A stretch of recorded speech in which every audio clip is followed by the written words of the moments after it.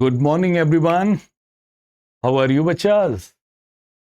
हाँ, मजा आ रहा होगा, प्रैक्टिस कर रहे होगे। प्रीवियस वीडियो में बेटा मैंने दो क्वेश्चंस किए। एक क्वेश्चन में मैंने आरओआई और इंटरेस्ट कवरेज रेशियो सिखाया और साथ में थोड़ा सा date equity ratio previous lecture में भी रिवाइज करा दिया। बेटा आईसी का जहां तक सिलेबस का सवाल है, दो और रेशियोज बेटा यहाँ हैं जिन्हें हम कहते हैं, क्या कहते हैं, अर्निंग पर शेयर। क्या कहते हैं? Earning per share and earning per share and price earning ratio. क्या कहते हैं? Earning per share and price earning ratio. ठीक है ना? ये जो है ना, ये आईसी के सिलेबस में है और मैं उन्हीं के लिए पढ़ा रहा हूं। ठीक है, तो इसको अलग से पढ़ा रहा हूं बिकॉज ये आईसी के सिलेबस में है। चलिए बच्चा, तो टॉपिक का नाम क्या बेटा? Ratio analysis and the ratios which I am going to cover today is the price earning ratio and earning per share and earning per share. बच्चा चलिए शुरू करते हैं ये दोनों रेशियोज। चलिए बेटा, क्या अर्निंग पर शेयर, क्या है अर्निंग पर शेयर?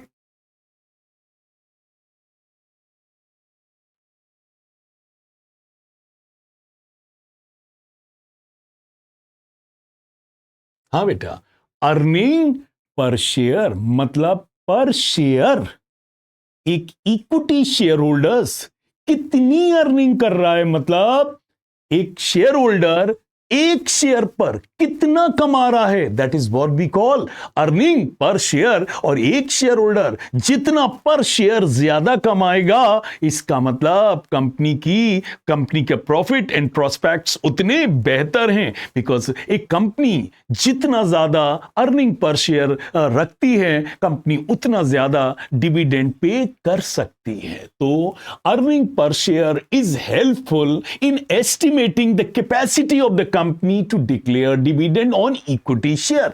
तो यदि किसी भी कंपनी की अर्निंग पर शेयर ज्यादा है, इसका मतलब उसकी डिविडेंड पे करने की कैपेसिटी ज्यादा है। Higher ratio indicates better performance and prospects of the company. जिस कंपनी का अर्निंग पर शेयर जितना ज्यादा है, उसका परफॉर्मेंस एंड उसके प्रोस्पेक्ट्स उतने बेहतर हैं। गॉड सर, क्लियर हो गया? इसका फार्मूला क्या है गॉड सर? इसको कैसे निकालेंगे? बस बच्चा, प्रॉफिट। क्या? प्रॉफिट आफ्टर क्या देने के बाद? इंटरेस्ट देने के बाद और टैक्स देने के बाद and dividend to preference shares holder. तो क्या क्या देने के बाद बच्चा? क्या क्या देने के बाद? क्या क्या देने के बाद? प्रॉफिट में से क्या क्या देने के बाद? इंटरेस्ट देने के बाद, टैक्स देने के बाद, dividend to preference share holders देने के बाद बच्चा जो बचता है, बताइए, आपने लोन वालों को इंटरेस्ट दे दिया, सरकार को टैक्स दे दिया, प्रेफरेंस शेयर वालों को डिविडेंड दे दिया, अब सबको दे दिया। अब जो बचेगा वो किसका है? और सर, जो एंड में बचता है वो सब इक्विटी शेयर होल्डर्स का है ना? तो जो अब बचा है उसे डिवाइड किससे कर दो? नंबर ऑफ इक्विटी शेयर से। नंबर ऑफ इक्विटी शेयर से। तो आपका क्या आ जाएगा? Earning per share. तो बताइए क्या फार्मूला इसका? Profit after interest, tax and dividend to preference share holders. बेटा इन तीनों को पेमेंट करने के बाद जो रेसिडुअल अमाउंट बचता है, it is available for the equity share holders. तो बेटा जो profit after interest, tax and preference dividend के बाद बचता है, उसे यदि हम इक्विटी शेयर होल्डर से डिवाइड कर दें तो क्या आ जाएगा? Earning per share. And the one more formula that I'm going to address today is price earning ratio.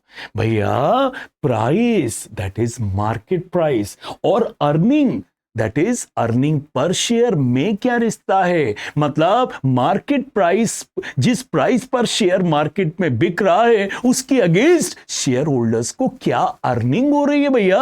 अब बताइए, कंपनी जब भी डिविडेंड बांटती है बच्चा तो वो किस पे देती है, फेस वैल्यू पर। किस पे देती है, फेस वैल्यू। और बेटा फेस वैल्यू 10 होती है और बेटा मार्केट में शेयर 200 300 400 200 300 400 का बिक रहा होता है। तो इससे कोई चीज क्लियर नहीं होती है, कंपनी की प्रॉफिटेबिलिटी क्लियर नहीं होती है। तो बताइए हम क्या कैलकुलेट करते हैं, price earning ratio. This ratio indicates the earning per share against the market price, मतलब मार्केट प्राइस के अगेंस्ट एक शेयर होल्डर्स की अर्निंग पर शेयर क्या है, मतलब फेस वैल्यू के अगेंस्ट नहीं, मार्केट वैल्यू के अगेंस्ट एक शेयर होल्डर्स की अर्निंग क्या है।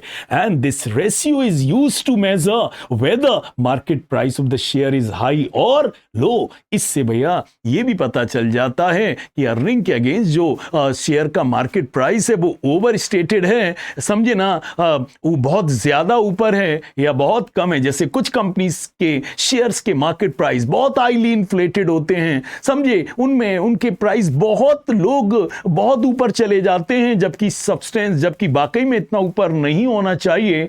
तो price earning ratio indicates earning per share against the market price, कि हमने जो जिस प्राइस पर शेयर मार्केट में है उसके अगेंस्ट शेयर होल्डर्स की अर्निंग क्या है। And this ratio is used to measure whether market price of the share is high और लो।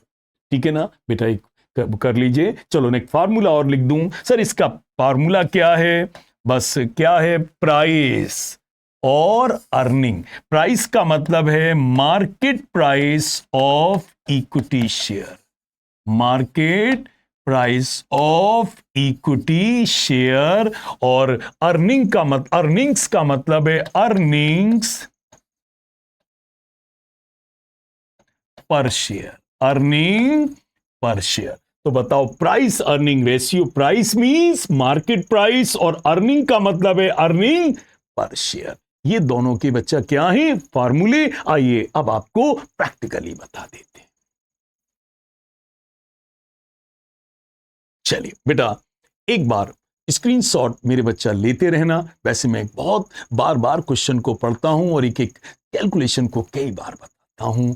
आइए बच्चा, calculate earning per share and the price earning ratio from the following data. Net profit after tax कितना दिया है, 1,44,000। चलिए हमें निकालना क्या है, अर्निंग पर शेयर। क्या फार्मूला बेटा बोलो, क्या याद कराया था मैंने, बोलो क्या याद कराया था, बोलो। Got sir profit after interest tax and dividend to preference share holder.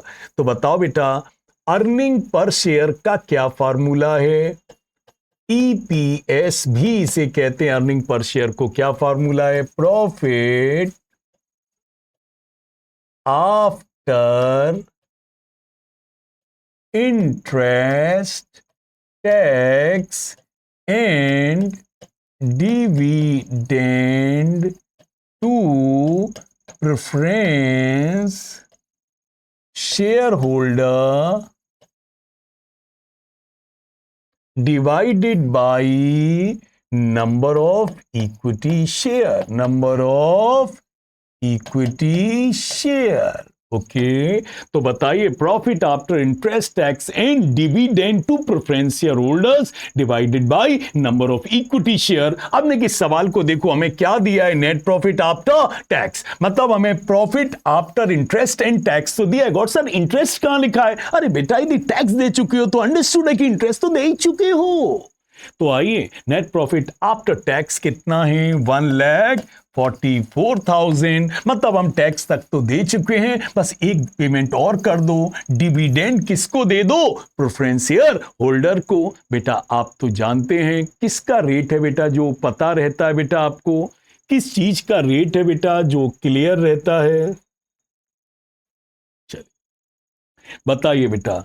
12% preference shares कितने के हैं, और सर 1 लाख के हैं, बताइए प्रेफरेंस शेयर्स कितने के हैं? 1 लाख, और उस पर डिविडेंड का रेट क्या है? 12%। याद रखना, डिवेंचर्स के नाम से पहले जो परसेंटेज होता है वो इंटरेस्ट रेट होता है, और प्रेफरेंस शेयर्स के नाम के पहले ये जो परसेंटेज होता है ये डिविडेंड का रेट होता है। तो बताओ बच्चा, 1 लाख रुपीस के प्रेफरेंस शेयर हैं और उस पर डिविडेंड कितना देना है? 12%। 1 लाख का 12% कितना देंगे? 12,000। कितना देंगे? 12,000। तो बताओ बेटा, प्रॉफिट डिविडेंड देने के बाद कितना बचेगा? 1,32,000। 1,32,000। अब इसे डिवाइड किससे कर दो? नंबर ऑफ इक्विटी शेयर, और देखो बच्चा ये लिखा है 20,000 equity share. How many equity shares are given? Got sir 20,000 equity share of ₹10 each, ₹2 lakh. तो बताइए नंबर ऑफ शेयर्स कितने हैं? 20,000। और बेटा इसको यदि हम डिवाइड कर दें तो अर्निंग पर शेयर कितनी है? 6.6। मतलब हर शेयर होल्डर को एक शेयर पर कितनी अर्निंग हो रही है? That is 6.6। ये अर्निंग जितनी ज्यादा होगी, इज इट क्लियर, कंपनी की पोजीशन उतनी ही सॉलिड मानी जाएगी और इसका इफेक्ट इन्वेस्टर्स पर बहुत ज्यादा रहता है। ओके गॉड सर में एक और बता दीजिए, price earning ratio. Price earning ratio बताइए बेटा, प्राइस अर्निंग रेशियो का फार्मूला क्या है? बोलो, price earning ratio. God sir, ऊपर प्राइस लिख दीजिए, नीचे अर्निंग्स लिख दीजिए। प्राइस का मतलब क्या है? Market price. और अर्निंग पर शेयर का मतलब क्या है? Earning per share. अर्निंग्स का मतलब क्या है? ईपीएस। तो बताओ प्राइस अर्निंग रेशियो का फार्मूला क्या है? व्हाट्सएप ऊपर प्राइस लिख दीजिए, दैट इज मार्केट प्राइस, और नीचे अर्निंग्स लिख दीजिए, दैट इज अर्निंग्स पर शेयर। अर्निंग्स पर शेयर। तो बच्चा मैंने ऊपर क्या फार्मूला आपको कहा था? Market price of the equity share divided by earning per share. यदि मैं इसको प्रिसाइज बोलूं तो क्या कहूंगा? Market price of the share divided by earning per share. Market price तो बेटा आप जानते हो, कोटेड कंपनी या लिस्टेड कंपनियों के मार्केट प्राइस तो आपको ग्रो ऐप पर, टेलीविजन और इन पर अवेलेबल रहते हैं। तो बताओ बेटा, market price of the equity share कितना गिवन है? गौर सर 36 गिवन है, और अर्निंग पर शेयर क्या है? 6.6 है। तो बताओ भैया, प्राइस अर्निंग रेशियो कितना है? मतलब अर्निंग का मार्केट प्राइस से क्या संबंध है? तो बताइए 36 डिवाइडेड बाय 6.6, तो ये कितना आ रहा है? 5.4545। इसका मतलब भैया जो मार्केट प्राइस है वो अर्निंग के कितने टाइम्स है? दैट इज 5.4545 टाइम्स है। बेटा ये दो रेशियोज रह गए थे। So for the profitability is concerned, so I duly address these two ratios. Hopefully are getting. ये दोनों जो फार्मूलेज हैं ये आईसी बोर्ड में हैं और उनको ये फार्मूलेज प्रैक्टिस कर लेने चाहिए। सो बच्चा टेक द स्क्रीनशॉट बच्चा।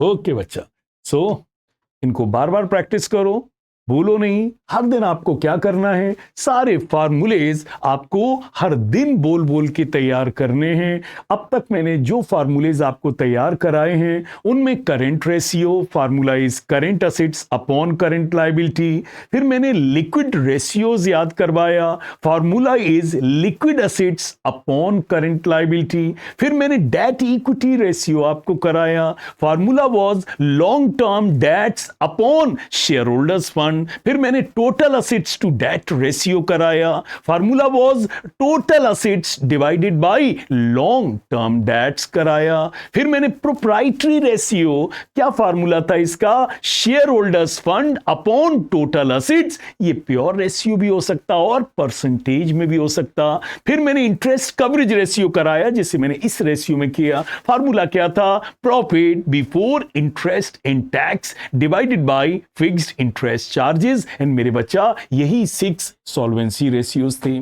फिर मैंने प्रॉफिटेबिलिटी रेशियोज कराए जिनमें मैंने ग्रॉस प्रॉफिट रेशियो कराया।